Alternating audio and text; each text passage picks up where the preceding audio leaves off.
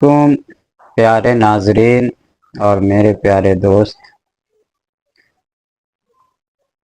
मैं आमिल बाबा बहुत सारी बातें आपको बता चुका हूँ। कुछ वीडियो मैं अपलोड कर चुका हूँ। मैंने आपको अगर वीडियो देखे होंगे तो मैं अपना तारुफ कराया हूँ, लेकिन बहुत से ऐसे लोग हैं जिनके लिए ये मेरी पहली वीडियो होगी, इसलिए हर वीडियो में अपनी कुछ तारुफ मैं करा देना मुनासिब समझता हूँ, ताकि आपको मेरे वीडियो की अहमियत का अंदाज़ा लग सके।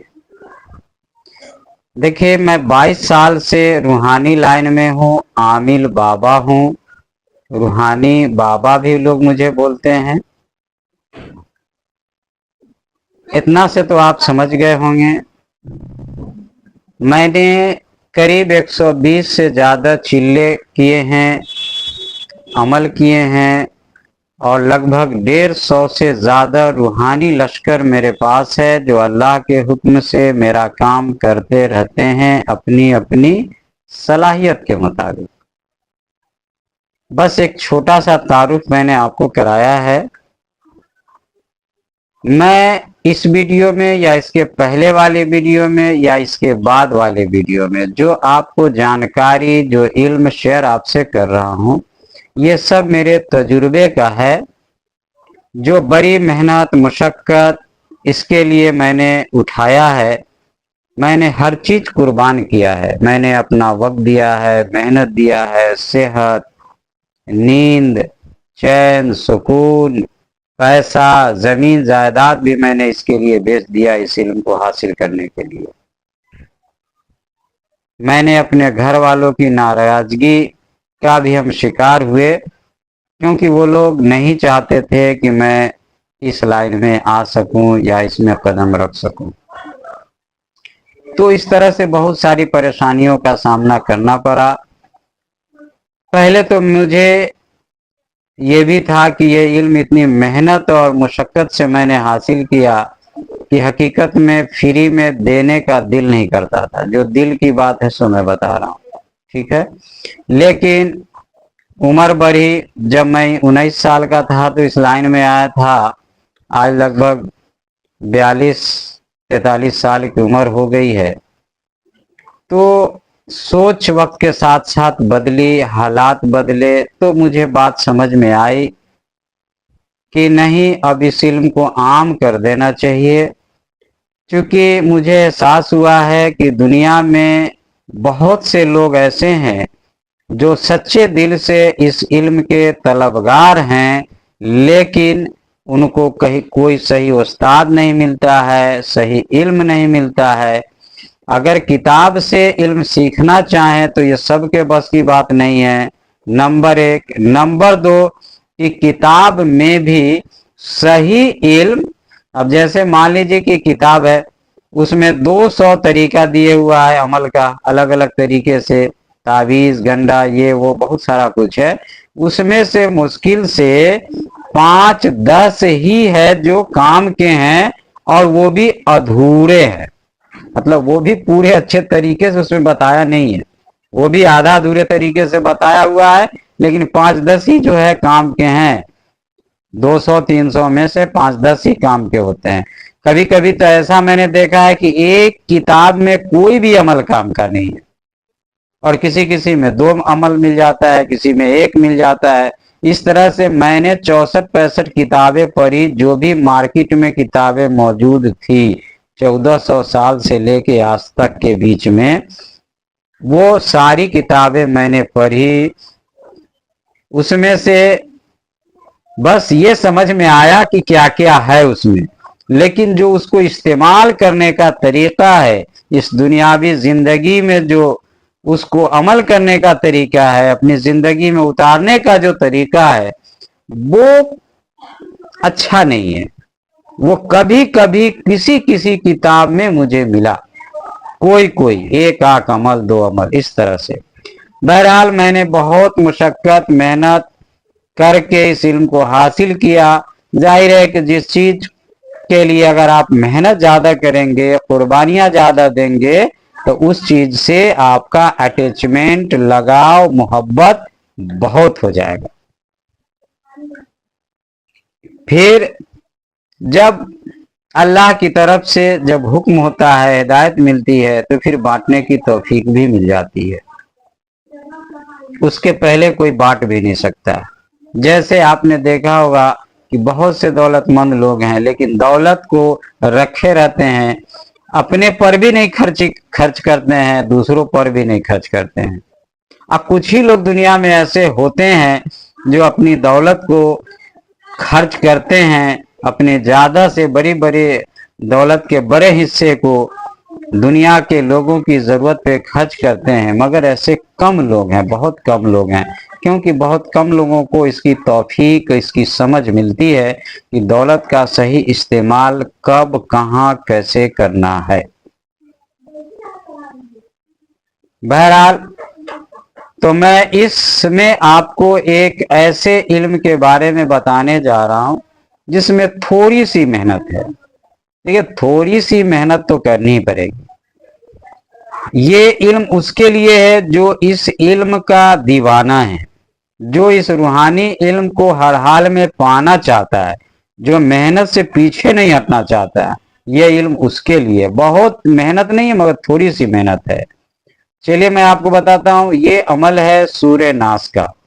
قل اعوذ برب الناس ملک الناس الہ الناس من شر الوسواس الخناس الذی یوسوس فی صدور الناس من الجنۃ والناس.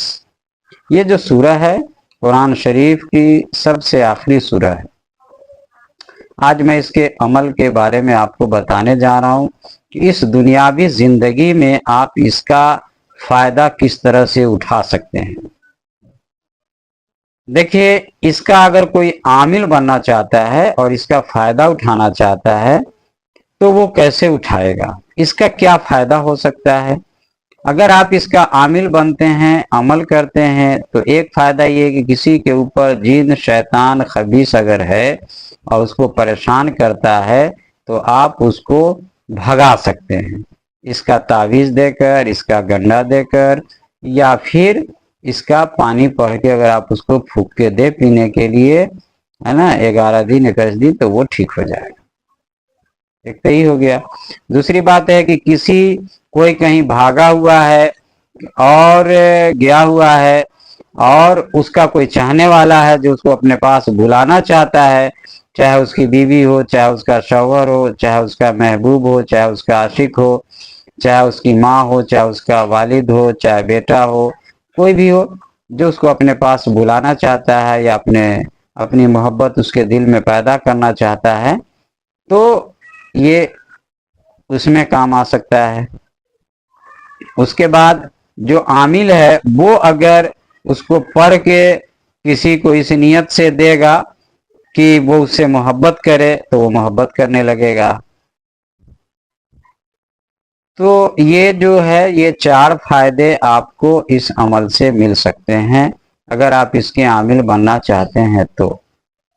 یہ 4 فائدے کم نہیں ہیں. دنیاوی زندگی میں اکثر اسی کی ضرورت پڑتی رہتی ہے. ایک عمل کر لینے سے آپ کے ایمان میں ترقی ہو سکتی ہے، کیونکہ یہ عمل فیل نہیں کرتا ہے. یہ عمل ہر حال میں پاس کرتا ہے. جو طریقہ ہم نے بتایا ہے، اگر آپ اس پہ عمل کرتے ہیں صحیح طریقے سے تو چلیے عمل کا پورا طریقہ سمجھتے ہیں. دیکھیے، کھانے پینے کا اس عمل میں کوئی پرہیز نہیں ہے. پہلی بات، جو بہت سے لوگ ڈر جاتے ہیں جلالی جمالی، اس میں کوئی روزہ بھی نہیں رکھنا ہے. بس اس طرح سے پرہیز نام کا کوئی چیز نہیں ہے. مگر تھوڑا سا جو شرط ہے وہ یہ ہے کہ آپ کو یہ عمل کرنا پڑے گا کسی بھی قبرستان میں. ٹھیک ہے؟ اب یہ ہندو کے قبرستان، اگر کوئی ہندو کر رہا ہے تو وہ مرگھٹ میں بھی کر سکتا ہے، کوئی ڈاؤٹ نہیں ہے، لیکن مسلمان کے قبرستان میں کرے تو زیادہ اچھا ہے. ٹھیک ہے؟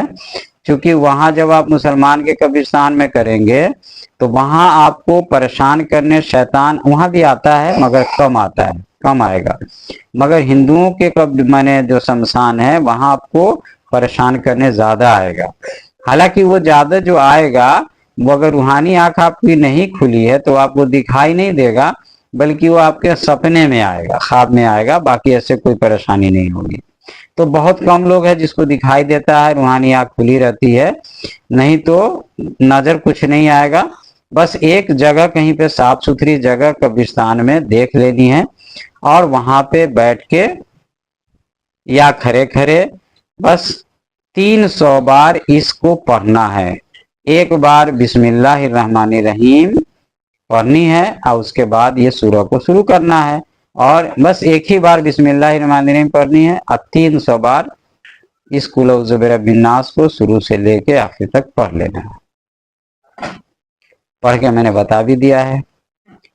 اب ایک ٹائم بنا کے پڑھنا ہے، قبرستان میں پڑھنا ہے، اور اس کا جو صحیح وقت ہے پڑھنے کا، وہ مان لیجئے کہ کم سے کم آپ 9 بجے کے بعد، یعنی 10 بجے 11 بجے سے لے کے اور صبح کی اذان سے پہلے تک میں اس کا کوئی ایک وقت مقرر کر کے پڑھنا ہے، اور وہاں پہ پڑھیے جہاں پہ لوگوں کی آمد نہیں ہو، آمد و رفت نہیں ہو، تاکہ وہ ڈسٹرب نہیں کر سکے، اور روحانیت جو آئے گی وہ بھی ڈسٹرب ہوتی آنے جانے والے لوگوں سے، اسی وجہ سے اس کو اکیلے میں پڑھنا ہے، اور کوئی شرط نہیں ہے، بس پڑھ لینا ہے اسی وقت پر جو وقت آپ نے مقرر کیا ہے، پہلا دن ہر روز اسی وقت پہ جانا ہے۔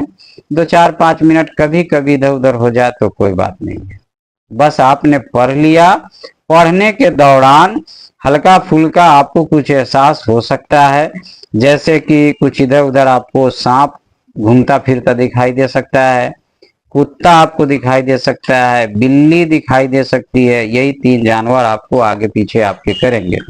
مگر کبھی کبھی کیا ہوتا ہے کہ جو اوریجنل میں کتا بلی سانپ ہوتا ہے، جس کو کھلی آنکھ سے ہر انسان دیکھتا ہے، وہی رہے گا، اور آپ کا جو پڑھائی سے جو روحانیت آیا ہے وہ بھی اسی شکل میں آپ کو اکثر یہی تینوں میں سے کوئی شکل میں وہ آئے گا آپ کے پاس، مگر وہ آئے گا تو آپ کو ڈسٹرب نہیں کرے گا، اور اگر آپ کا صحیح ہو تو وہ آئے گا۔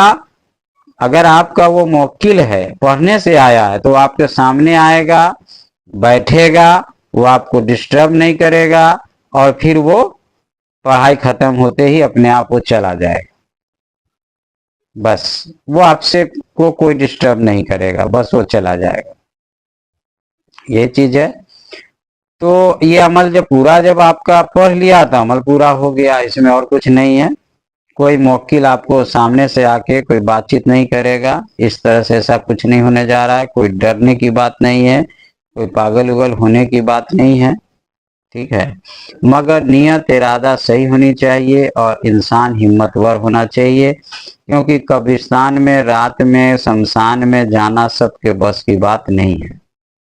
یہ تو میرے بھی بس کی بات نہیں تھی بھائی، ہے نا، میں تو بنا پڑھے رات میں نہیں جا سکتا تھا، اکیلے نہیں جا سکتا تھا، پھر میں نے دھیرے دھیرے کیا کیا کہ اپنے ڈر کو بھگایا، بھگاتے اس میں بھی بہت وقت لگ گیا۔ مطلب سوچئے کہ 2001 سے جب شروع کیا تھا تو 2009 میں جا کر میرا ڈر کے جو ہے وہ ختم ہوا تھا۔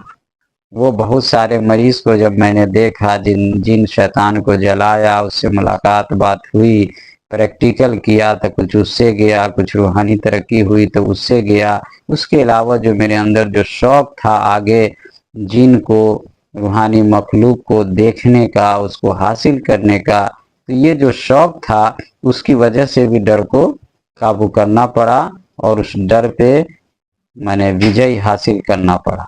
بہت آسان نہیں تھا میرے لیے یہ راستہ، بس شوق تھا، پانے کا جذبہ تھا، اس لیے قربانی پر قربانی میں دیتا گیا۔ تو اگر آپ کے اندر بھی ایسا کوئی شوق اگر جگے گا جیسے میرے اندر میں تھا، تو آپ بھی بہت کچھ کر سکتے ہیں۔ کچھ بھی اگر آپ کے پاس نہیں ہے تب بھی بہت کچھ کر سکتے ہیں۔ سب کھیل ہے شوق کا، جذبہ کا، اور جو کہتے ہیں کہ صحیح بھوک اور پیاس، علم کی جب صحیح بھوک اور پیاس جگتی ہے تو پھر وہ کوئی کسی بھی حد تک جانے کے لیے تیار ہوتا ہے، कहीं भी झुकने के लिए तैयार होता है, किसी का हर बात मानने के लिए तैयार होता है, पैसा लुटाने के लिए तैयार होता है। यहाँ तो लोग मुझे फ़ोन करते हैं और कांटेक्ट करते हैं, बस एक छोटा सा इम्तहान लेते हैं, बस उसी में फेल हो जाते हैं, एकदम छोटा सा। कभी कभी तो लोग ऐसे फेल हो जाते हैं, जैसे मैं उसको कहता हूँ कि फ़ोटो भेजिए आप अपना नाम एड्रेस, उसमें फेल हो जाते हैं, वो नहीं भेजते हैं। उनको लगता है कि उनका फ़ोटो हम क्यों लेंगे, उसका क्या फ़ायदा, बस उसको हम इल्म बता दें, उनसे हम कोई सवाल ना करें, बस डायरेक्ट हम उनको इल्म बता दें और वो मुझसे फिर कांटेक्ट छोड़ देते हैं। अब इसी से आप अंदाज़ा लगा सकते हैं कि उसको इस इल्म की प्यास किस हद तक है। चलिए तो फिर हम बात शुरू करते हैं असली मौजू पे, कि जब आप सूरह नास का अमल अगर आप कर लेते हैं, उसके बाद उसको इस्तेमाल कैसे करना है। तो सूरह नास का गंडा, जैसे आप धागा ले लीजिए काला, उसको गिरह को थोड़ा सा गोल कर लीजिए, फिर उसमें सूरह नास को आप 11 बार पढ़ के 3 बार फूकिए और उसको गिरह को कस दीजिए, ऐसे करके टाइट कर दीजिए। इस तरह से उसमें 11 गिरह लगा सकते हैं, है ना। 11 हर बार में 11 बार पढ़ना है और वो गंदा इसी के गर्दन में डाल दीजिए